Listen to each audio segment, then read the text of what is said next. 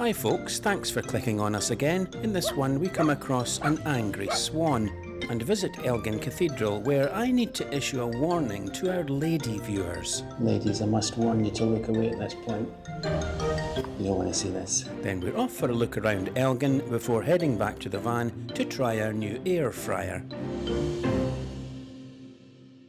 It's morning and we're still at Finhorn. If you saw our last video, we were talking about the beach huts and whether or not we should or shouldn't trade our Daphne for a beach hut. Well, of course, the answer to that was not on your Nelly. No, we're holding on to that van of ours.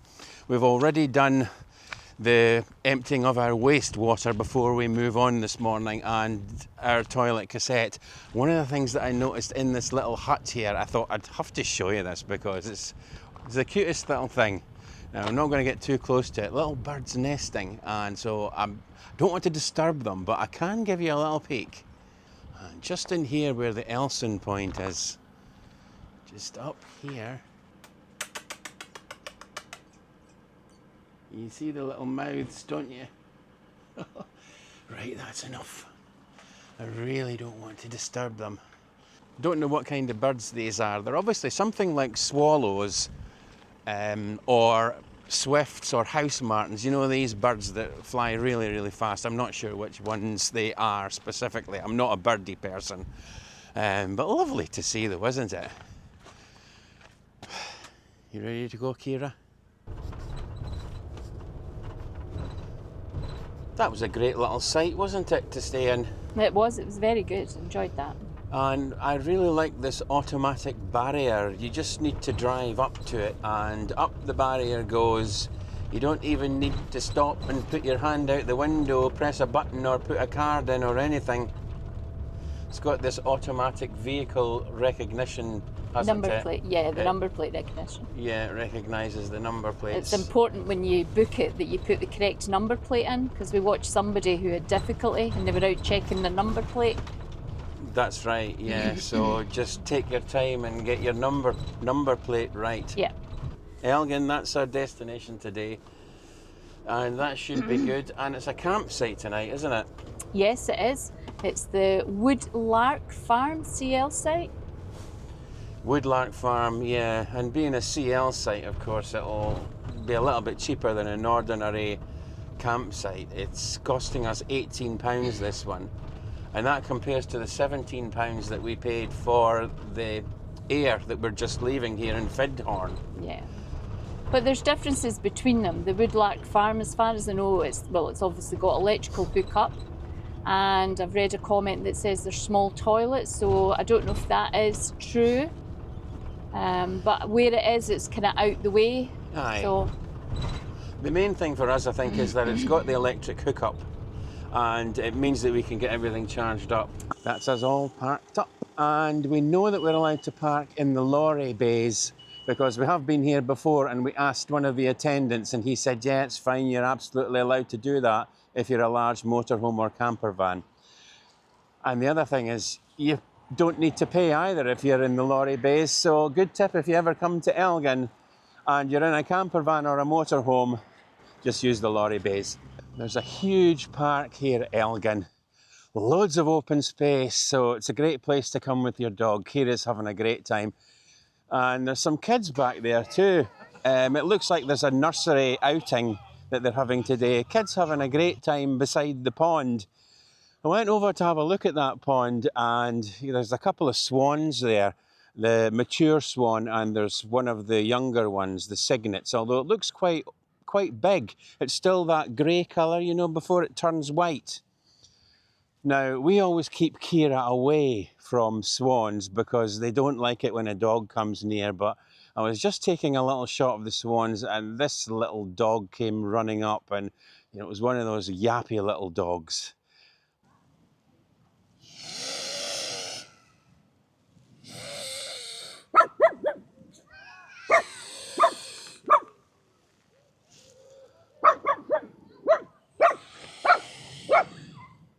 Yeah, so that's what happened. The big swan didn't like it at all. It was protecting the little one. And I don't know why that lady just let the dog come up like that. And you know, bark at the swans, you really should, you know, kind of respect them a little bit and give them their own space and keep your dog under control. That's certainly what we do with Kira. Anyway, we're going to play for her a little bit more and then we'll head over to the Elgin Cathedral. You're going to want to see this. Wow. Have you got explorer classes at all, rather than the entry tickets? Because that one is just a booking. Thankfully, we did have the tickets on the phone. We make all of our bookings online these days. Elgin Cathedral, known as the Lantern of the North, is one of Scotland's most beautiful medieval cathedrals. The cathedral has dominated the landscape here for centuries, even after its ruin at the Protestant Reformation of 1560. It's an impressive sight from the sky, but we want to get inside to explore. There's Tricia heading in through this extremely grand door. Look at this old tombstone. I think it's 1689. It's got a skull and crossbows on it. There's another knight here, and he's got a lion at his feet, or I think it's a lion, albeit his head is long gone, unfortunately. But he's got a lot of detail on him, and his belt here is all got this carvings. And there's his buckle, and then moving on up, his arms are quite badly worn away. He's got a couple of shields on his chest. And then he's got his helmet on. Again, his face is quite badly worn.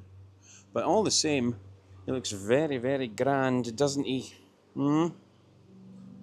They're grass cutting outside today. It always happens, doesn't it? Or not always, but quite often it happens when you're filming. Somebody's cutting the grass. People have got jobs to do. You just need to get on with it. And the one in the middle is the queen bee. The queen bee. Queen bee. Very well defined. Maybe that's what was at the foot of the knight. Right, are we going in here? This is the chapter house. It's the meeting house of the cathedral canons. So this is where all the canons would come to have a powwow and decide on the order of the day. Oh. Wow. There's a bit of an echo in here. Echo, echo, echo, echo, echo, echo.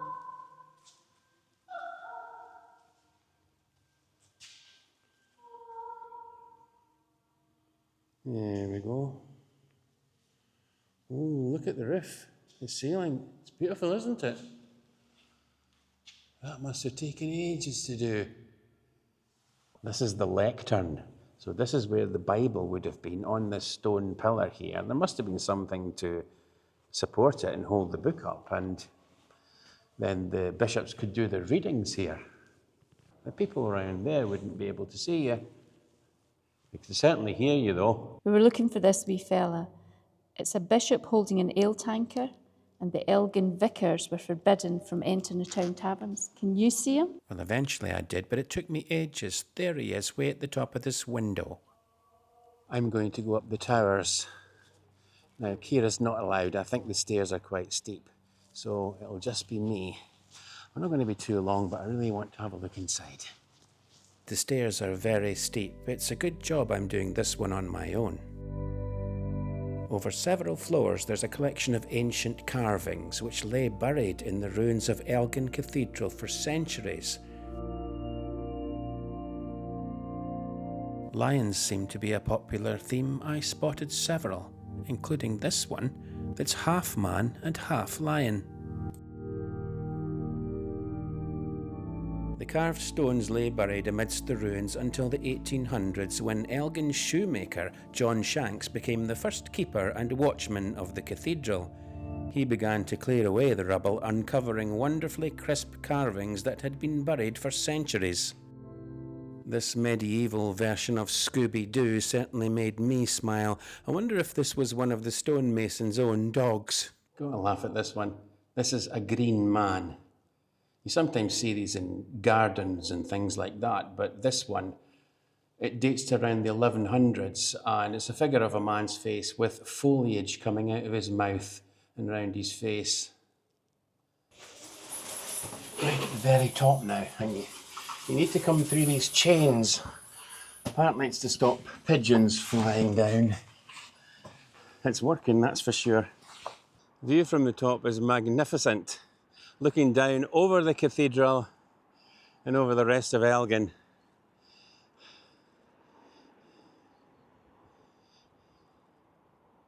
This bit on the ground floor, Tricia can get into as well with Kira. Ah, there you are. What's this one? Is he a monk? And he's holding a shield. Yeah, look under there. What's that? Look under there. Look under there. Why? What's under there? Shine the light. Why? What's under there? Ladies, I must warn you to look away at this point. You don't want to see this. Or maybe you do. Tricia. Is that? Yes. It is, isn't it? Yes. That's his Bobby.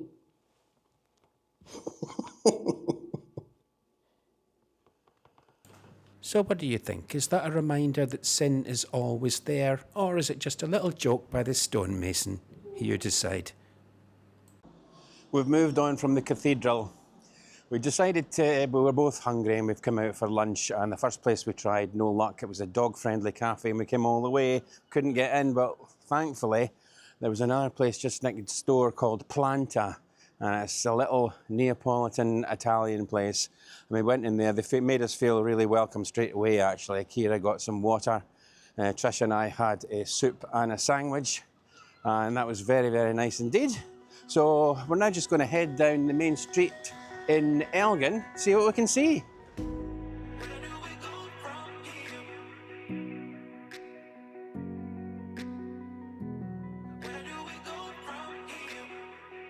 Now then, is Elgin a town or a city? Well, I had to look it up, and they had a failed bid for city status in 2022, but who cares? I think it's nicer being a town.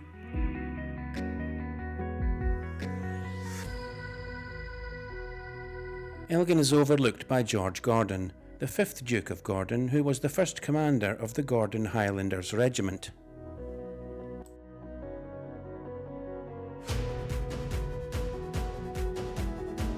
He's been standing on this 24 metres high column and looking out over Elgin since 1855.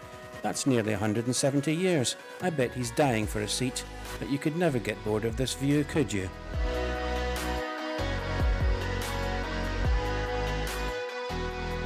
The sculptor of this statue was Thomas Goodwillie. I wonder if he did this one as well.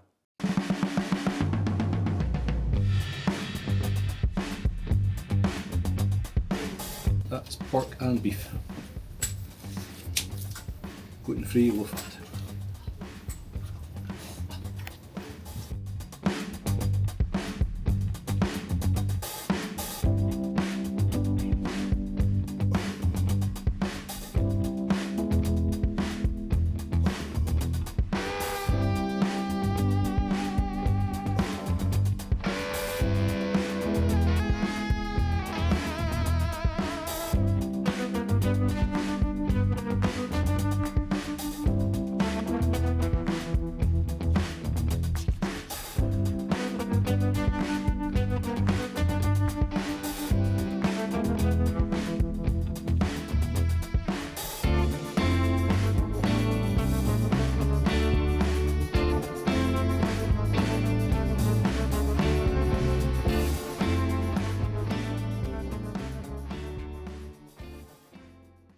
We've arrived at our park up for tonight. It's a caravan and motorhome club CL site called Wood Park Farm, and it's in Elgin, just kind of on the outskirts, and it's a lovely little site.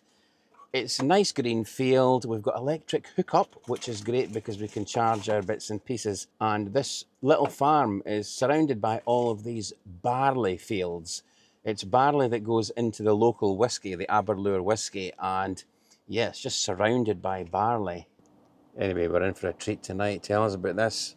Yes, so I had seen a lot of people using air fryers, and I thought, well, that's quite a good idea, and I wanted to get something that was quite small and neat.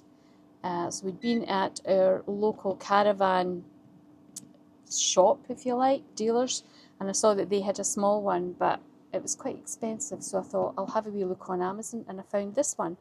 Very neat, fits inside the bottom of this cupboard, and look, it's done our prawns a treat. Oh, is this our starter for tonight? This is our starter, we're treating ourselves. Oh my word.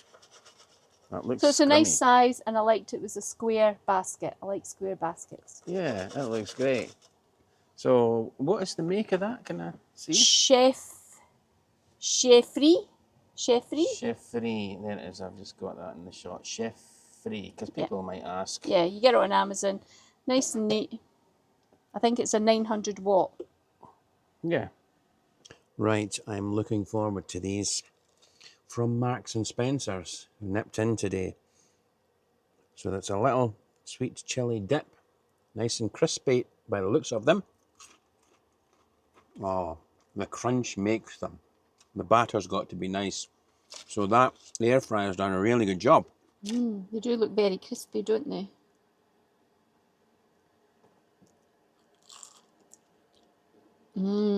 Lovely. Can we get these down now? Yeah. And Fish then and chips next, is it? Yep. After this, we'll have some fish and chips. Right, Kira, here you are. Special bit of sausage from that marvellous little pet shop Bernie's today. And the main event for us, fish and chips. And salad. And a wee bit of salad too, yeah. How good does that look? Couldn't quite fit the chips and the fish into that little air fryer at the same time, could we? So what was it? The chips first? Fish first. And then the chips. And then the chips. Yeah. Just kept the fish warm under the grill. Yeah, which was only for about 10 minutes, really. Yeah. It didn't take long. No, it doesn't. Go and then tuck into that fish. Or at least break it open and let us see what it's like inside. Marks and Spencer's fish. Yep.